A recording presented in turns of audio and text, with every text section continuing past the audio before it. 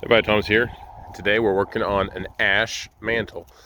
A friend of mine at work and everything, they're building a beautiful home, I believe down Ocean Springs area.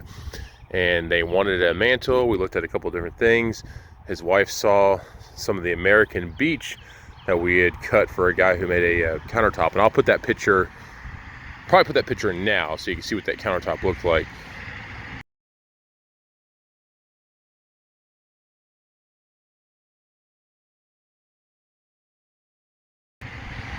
As you can see, very beautiful beech with some spalt to it and everything. They like that spalt color. And I said, well, I don't have any beech of that size. However, I do have some of this ash.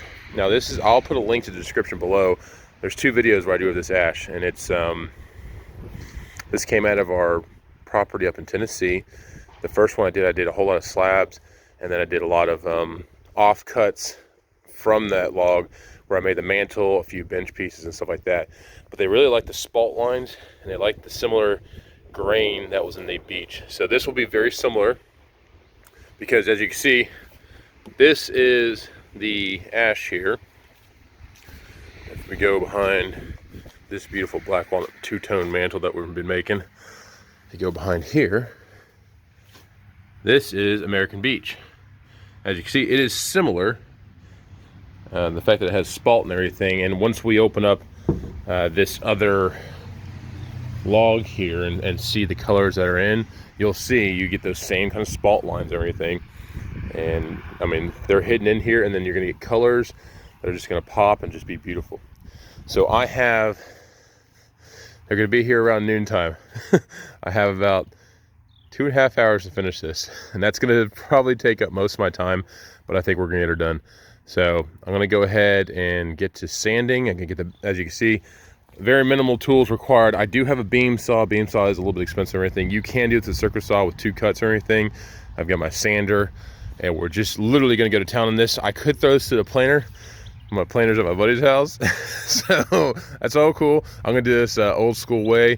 Really, I would like to take a belt sander to this, but my belt sander crapped out on me. So I'm literally down to an orbital sander. Yes, I will sand this entire thing with orbital sander. That's why it's gonna take me a lot of time, but it will have an amazing look to it. I'll go ahead and pop the grain on this too, and then we're gonna do a kind of a clearish color seal using butcher block conditioner oil. We're gonna do mineral oil first, then butcher block conditioner. So you see it right now. I'm gonna film on a very long time lapse as I work this. The end product's gonna be amazing. I guarantee you it's gonna be amazing. And as you can see, all the grain here is going to be pretty much straight grain, quarter sawn wood. So we may be surprised and actually get some flecking and some rays in here. I think this is going to be beautiful. So stay tuned. Here we go.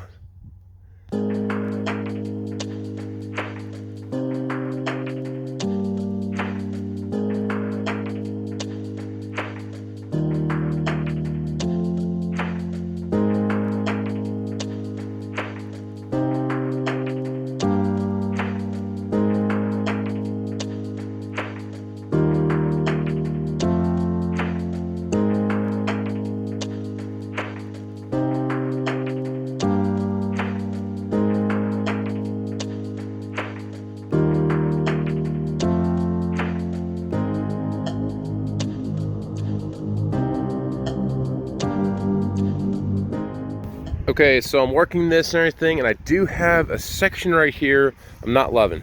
It's gonna dip off a little more than I want. I'm gonna go ahead and call up my buddy and take off probably 1 inch. 1 inch will clean me up here. And actually, by putting it back on the mill and cutting it 1 inch, I think I'm gonna make this more uniform, because it does have a bit of a bell here compared to down there. And if I use, so this will be the front face, if I put that on there, it's gonna take off about 1 inch on that side and maybe 1.5 inches on this side. It should clean everything up and go for an average width of about 10 inches across the face. I'll give him a call real quick and probably throw this back on the mill. Stay tuned. Okay, so I've got the board on there, or the mantle. I've got this board on the outside here, so I'm not touching the face of the mantle with my log dog. When you do the log dog into the wood, yes, you can very much press into that wood and leave a mark that would be almost impossible to sand out. As you can see, it does have kind of a weird taper on this side that goes up. which is totally fine. I've got the blade height set at 10 inches.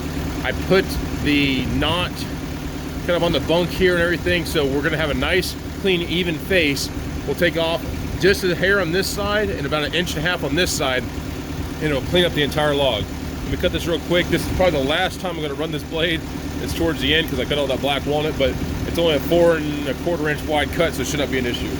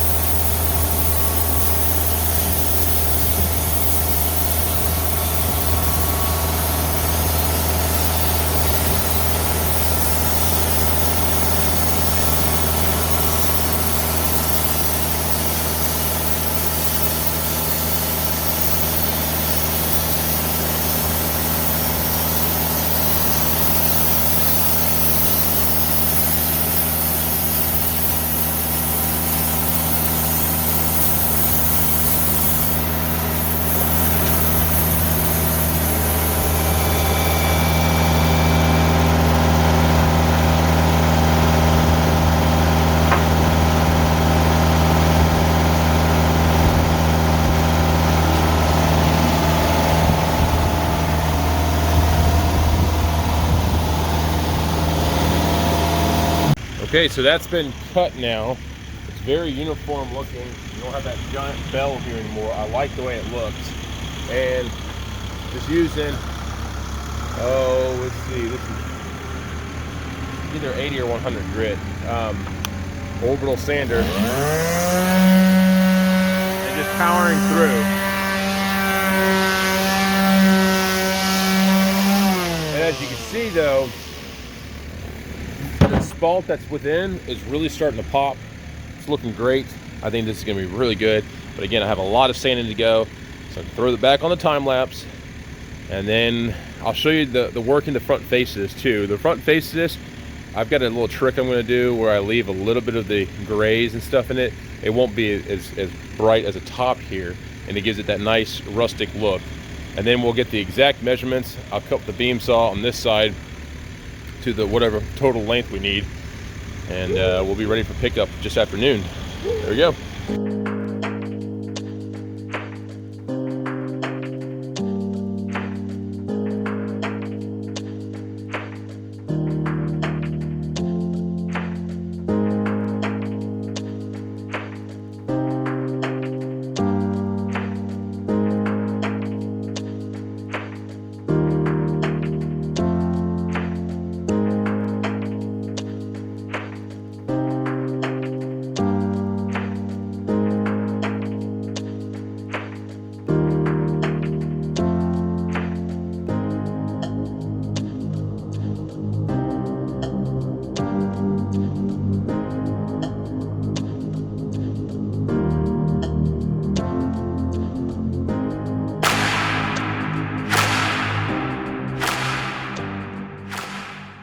Okay, so now we've got all the edges smooth.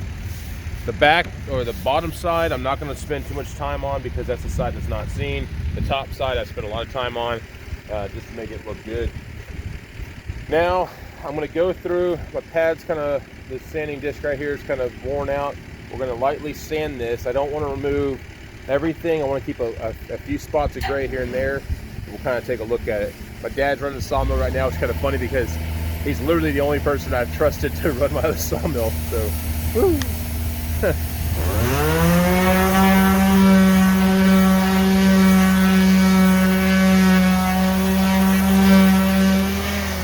see, I like to leave a little bit of the dark spots here and everything. It'll give it some character, and it'll look like it almost has like a spalt on the front. So I'm not going to go real deep into some of these marks right here.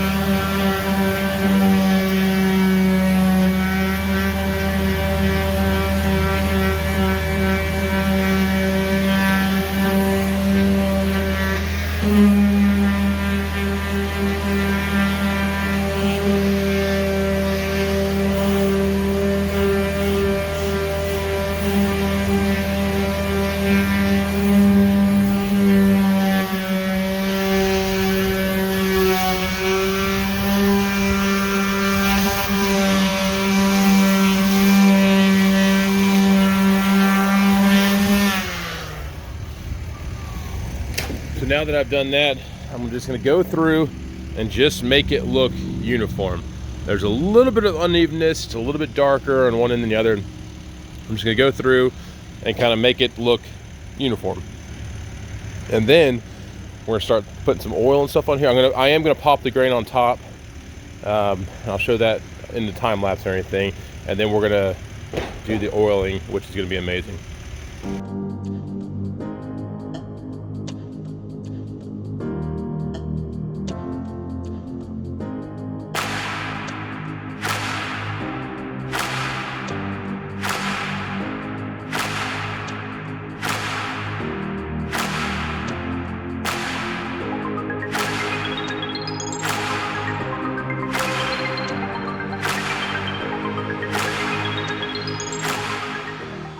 Okay, so everything's looking really good. I just talked to my buddy. He needs it to be as long as I possibly can. Right now, it's about 81-ish inches, and I was gonna clean up this face more because I have a little bit of overlap right here. However, I'm gonna use my shaping tool, the cut-saw disc, kind of carve that away and kind of round that up because I don't want to take off this inch here. We don't want to do that. We want to keep it as long as we can. And on this side right here, I will have to take away this much, but it's gonna leave me like 79¼ inches because, as you can see, we've got that diagonal cut underneath. So I'm gonna go ahead and take off this piece right here, and then we will continue on from there. So we've sanded it down to 100 grit. We've popped the grain and everything, and in fact, I think I'm gonna go down a little bit further. I think we're gonna go down to some 220. So I got some 220 grit right here. That'll be the final sanding, and then we're gonna apply mineral oil, let that soak in for about 10-15 minutes, and then come back with a final coat of the butcher block conditioner and kind of buff that in and give it that nice satin finish. But so far, the grain is looking amazing. You've got some of your medullary rays working right there. I love that. I mean, very, very beautiful, very great smelling. And by taking that cut off the backside there, it really got rid of that nasty section there in the back. And we're averaging out at 10 inches.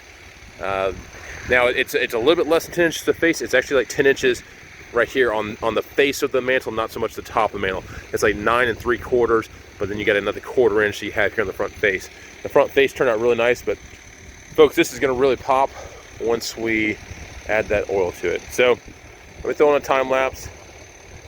And the time lapse is going to be the beam saw. We'll be cutting this off, everything, cleaning it up, and then we're going to start some of the final sanding and then the oiling. Stay tuned.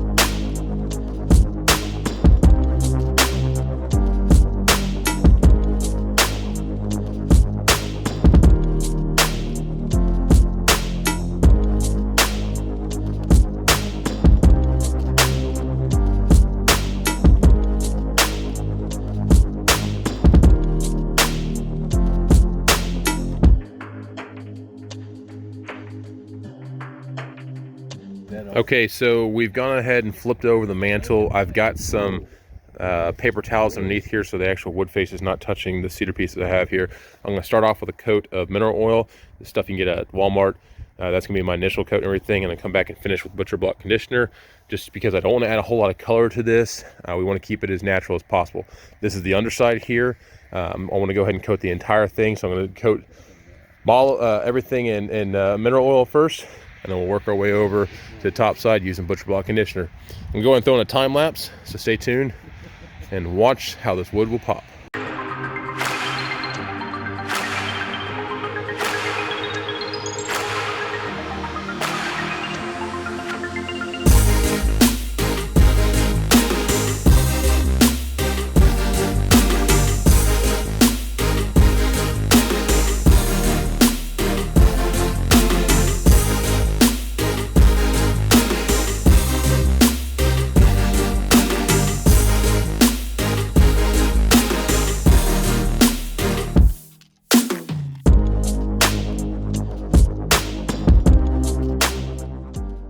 Well, there you go, folks.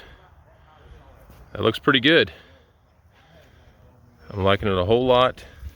I think my buddy's really gonna like this. The spalt is awesome. The ends turned out really well. The live edge face, I like it too. Overall, very happy way this turned out.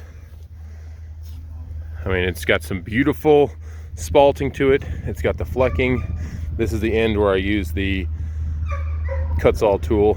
The backside, nice clean backside and everything. Very beautiful mantle, and I cannot wait for my buddy to get this.